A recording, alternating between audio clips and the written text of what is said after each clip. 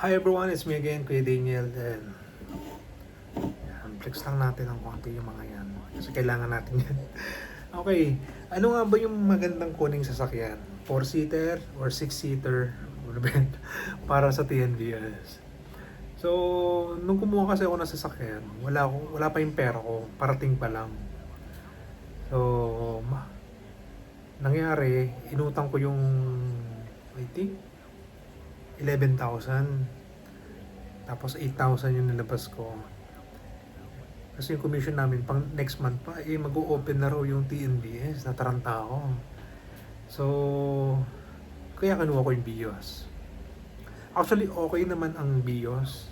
Okay naman ang kitaan. Pero syempre, iba pa rin yung 6-seater. Bakit? Iba yung singilan niya eh. Okay?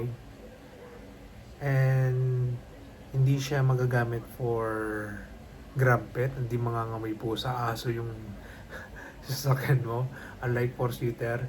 Yun lang, meron ka lang risk na may mga tarantadong pasahero na imbis na tao yung sumakay gamit yung sinasakay. Naranasan ko yun eh. Parang twice.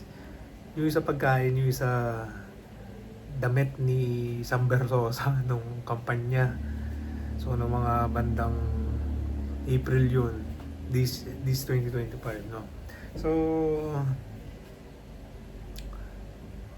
in average, kahit pa paano, lamang ng konti yung singilan ni 6-seater. Kaya, suggest ko sa inyo kung mag-TNBS kayo, mag-6-seater na kayo, yun lang talaga, mamumuhunan kayo ng pera. Kasi, malaki yung down payment, malaki yung monthly. Pero, once na naipasok nyo naman yan, malaki naman ang kitaan dyan. At hindi naman kayo magsisisi. Sipagan nyo lang. Okay, huwag puro reklamo.